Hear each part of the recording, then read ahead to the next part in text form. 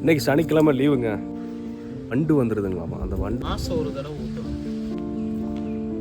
ஃபுல்லாக புதினா போட்டிருந்தது. இதில் தான் எரிச்சு விட்டோம் அந்த பாம்பை.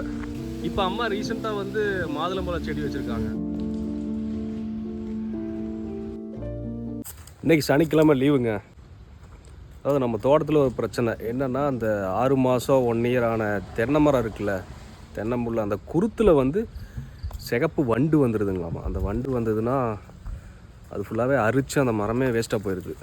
அதுக்கு ஃபுல்லாக இன்றைக்கி வந்து நம்ம மருந்துன்னு வாங்கிட்டு வந்திருக்கோம். பூச்சிக்கொல்லி தான். இயற்கையாக பண்ணுறது ரொம்ப வேலை அதிகம். அது எந்தளவுக்கு எஃபெக்டிவாக இருக்குன்னு தெரியல. இருக்கும், பட் நம்மளுக்கு அது தெரில. மற்ற ஒர்க் இருக்குல்ல, அதனால் இன்றைக்கி மருந்தை கலக்கி ஒவ்வொரு மரமாக ஊற்றி விடுவோம். அது ஒரு ஃபுல் லாகாகவே இன்றைக்கி பார்த்துடலாம்.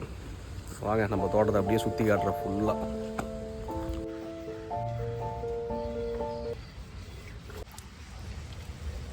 எப்படி கலக்கணும்? சவுண்டாக பேசுங்க கொஞ்சம். ஓகே தம்பி, இந்த தென்னை மர குருத்தில் வந்து வண்டு உழுகுது இல்லையா, சிகப்பு வண்டு, அதுக்கு இந்த மருந்து தான் வந்து மாதம் ஒரு தடவை ஊற்றணும். இது வந்து மோனோக்ராப்பஸ் பாஸ்கில்னு சொல்லிட்டு இதை ஜூம் பண்ணிவிட்டான். Okay okay. இந்த மருந்து பார்த்தீங்கன்னா ஏன் இயற்கையை எது பண்ணுறது இல்லை? இது இந்த மாதிரி தான் ஊற்றி ஆகணுமா?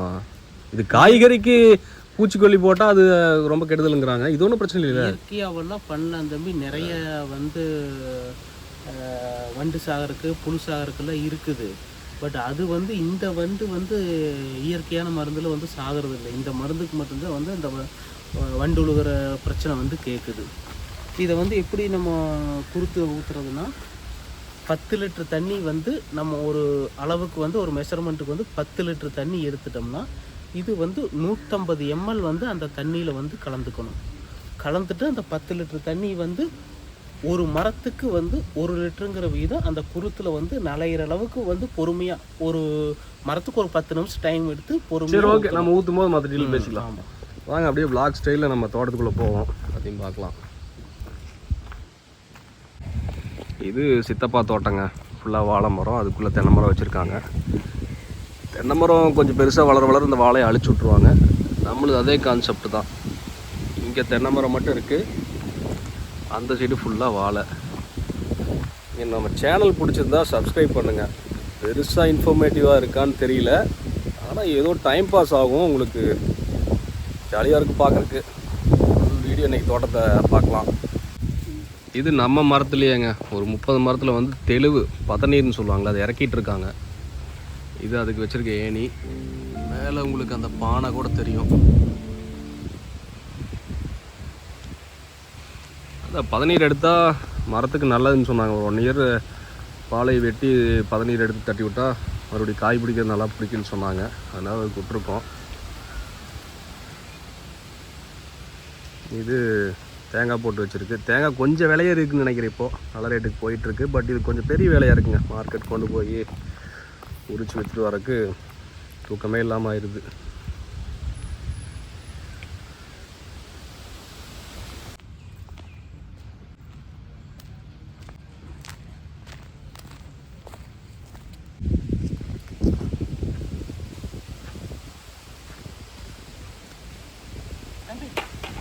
மரத்தை பூத்தணும். இந்த தண்ணி என்ன ஒரு மகள் எடுத்து அந்த அந்த மரத்தை குறுத்து பூத்து. அங்கே ஒரு மரம் இருக்குது. ஓகே, இருங்க எப்படி ஊற்றுறீங்கன்னு ஒன்று பார்த்துக்கிறேன்.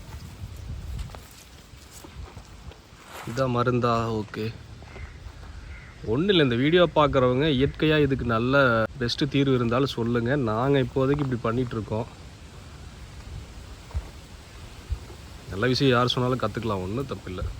இல்லை எல்லாருக்கும் எல்லா விஷயம் தெரியணும்னு அவசியம் இல்லை. நல்லா ஃபுல்லாக நனைஞ்சிருமா? அது குருத்து ஃபுல்லாக இறங்கணும். ஓகே,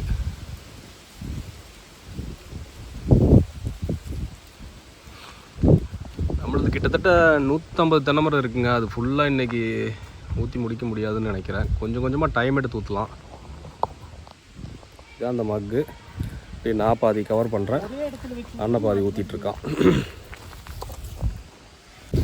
இது இந்த மக்காவோட வாட்டர் கேன் ஊற்றினா நல்லா ஈஸியாக இருக்கும்னு நினைக்கிறேன். அந்த ஐடியா ட்ரை பண்ணலாம்ல.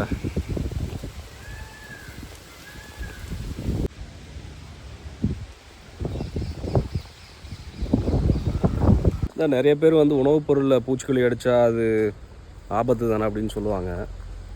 இப்போ மனுஷனுக்கு உடம்பு சரியில்லைனாலுமே நம்ம கெமிக்கல் டேப்லெட் தான் சாப்பிட்றோம். நேச்சுரலாக பண்ணலாம். பட் அதாவது இப்போ தக்காளி கத்திரிக்காய்க்கெலாம் நீங்கள் இந்த மருந்து நீங்கள் எதாவது அடித்தோம்னு வச்சுக்கோங்க, பூச்சிக்கொல்லி நம்ம அடிச்சிட்டோம்னா அதை வந்து அந்த எஃபெக்ட் போகிற வரைக்கும் ஒரு 4-5 நாள் கழித்து தான் அதை யூஸ் பண்ணுவோம். பட் இது தென்னை மரம் தானே, இது வளர்ந்து காய் பிடிக்கிறதுக்கு இன்னும் 3-4 வருஷம் ஆகும். ஸோ இதில் பயன்படுத்தணும் தப்பில்லை தானே. ஓகே, இதில் இப்படி ஊற்றிட்டு கீழே போய் இறங்கிடும்.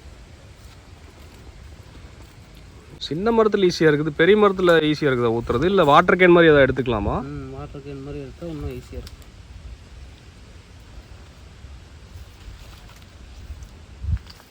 பொறுமையாக ஊற்றணும், கொஞ்சம் கொஞ்சமாக. ஃபுல்லாக கொண்டு வந்தோடனே சரணு ஊற்றிடக்கூடாது, மெதுவாக ஊற்றினாக்கா அதுக்கு கீழே கடைசி வரைக்கும் போய் பொறுமையாக எல்லாமே நனைஞ்சு போகும்.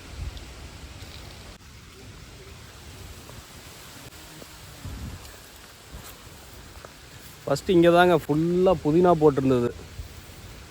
மற்ற தோட்டத்தை விட நம்ம தோட்டத்தில் புதினா ரொம்ப செழிப்பாக வந்துட்டு இருந்தது. டெய்லி காலையில் மார்க்கெட் போகணும், ஒரு 800லேருந்து 1000 கட்டு கொண்டு போய் விற்றுட்டு இருந்தோம். அம்மா இருப்பாங்க, ஆள் இருந்தாங்க. ஆனால் அது அப்புறம் மார்க்கெட் போக முடியலன்னு சொல்லி அழிச்சு விட்டது தான். இப்போ பாருங்கள், இது புதினா இருந்த இடத்துல தென்னம்புளை போட்டாச்சு. இது எத்தனை, ஒரு வருஷம் இருக்குமா தென்னம்புளை ஓட்டு? எத்தனை வருஷத்து பிள்ளை? 1 வருஷத்து பிள்ளைங்க இது. அதுக்கப்புறம் புதினாக்கு நடுவில் வந்து சுரக்காய் போட்டு, அது நம்ம பழைய ஷார்ட்ஸ் எல்லாம் பார்த்தீங்கன்னா தெரியும், சுரக்காய் கொஞ்ச நாள் ஓடிட்டு இருந்தது அப்படியே. இங்கே ஒரு கத்தாழை கூட வச்சு விட்ருக்காங்க பாருங்கள். சுரக்காய் செடி இப்போ கூட 1-2 இருக்குது. இப்போ அம்மா ரீசெண்டாக வந்து மாதுளம்பழ செடி வச்சுருக்காங்க. இது பாருங்கள், ஓரளவுக்கு வந்திருக்கு. பட் நம்ம இதை நல்லா பார்த்தா தான் காய் அந்த பூச்சி இல்லாமல் கரெக்டான பழமாக வரும். அது வித்து கரெக்டாக இருக்கணும். காய் கூட பிடிச்சிருக்கு பாருங்கள். இதை மாதுளம்பழம் தான் செம காஸ்ட்லியாக இருக்குது. நம்மளுக்கு இது வந்துட்டால் போதும், பத்திரமா பார்த்துக்கணும்.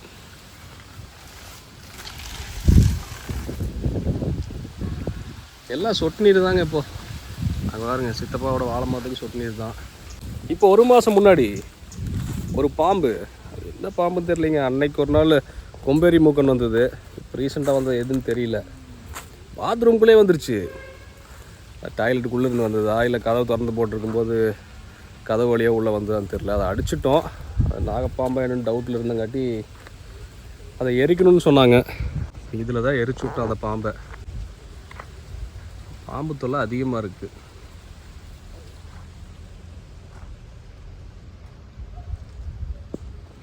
இது ஒரு சப்போட்டா மரம் இருக்குது. எல்லாம் சிட்டியில் இருக்கிறவங்களுக்குலாம் இது இந்த மாதிரி இருந்தால் நல்லா இருக்குமேன்னு தோணும். பட் நான் ஏதோ வேலையை செஞ்சுட்டு இதெல்லாம் பெருசாக கவனம் செலுத்துறதே இல்லை, கவனிக்கிறதே இல்லை.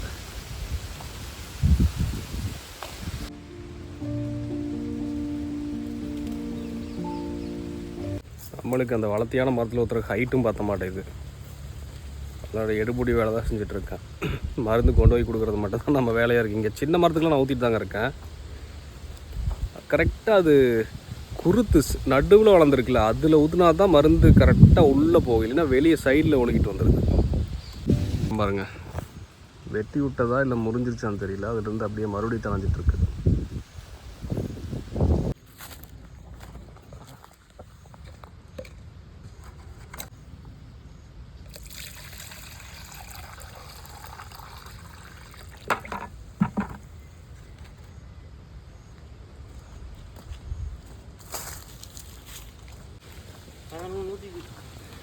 இப்போ தாங்க 12 மரம் ஊற்றிருக்கோம். அப்படியே பிரேக்ஃபாஸ்ட் முடிச்சுட்டு வந்துடலான்னு கிளம்பிட்டேன். எனக்கு பசிக்க முடியல. பிரேக்ஃபாஸ்ட் முடிஞ்சதுங்க. கிட்டத்தட்ட 11 மரத்துக்கு தான் ஊற்றிட்டு வந்திருந்தோம். இந்த மாதிரி வீடியோஸ் பார்க்குறதுக்கு, வில்லேஜ் வீடியோஸ் டைம் பாஸ் ஆகுதா, vlogging நம்மளுக்கு செட் ஆகுதா, உங்களுக்கு எப்படி இருக்குங்கிறத கமெண்ட் பண்ணுங்கள். கடைசி வரைக்கும் பார்த்தவங்க தயவுசெய்து கமெண்ட் பண்ணுங்கள், லைக் பண்ணுங்கள். நாங்கள் மீதி மரத்துக்கு போய் இனிமேல் தான் ஆரம்பிக்கணும். இது ஃபுல் டே ஒர்க்கு. ஓகே, இது அடுத்த வீடியோவில் முடிஞ்சால் போடுறேன். நீங்கள் என்ன பிடிச்சிருக்கா இல்லை மட்டும் கமெண்ட்டில் சொல்லுங்கள். சப்ஸ்கிரைப் பண்ணுங்கள். பை.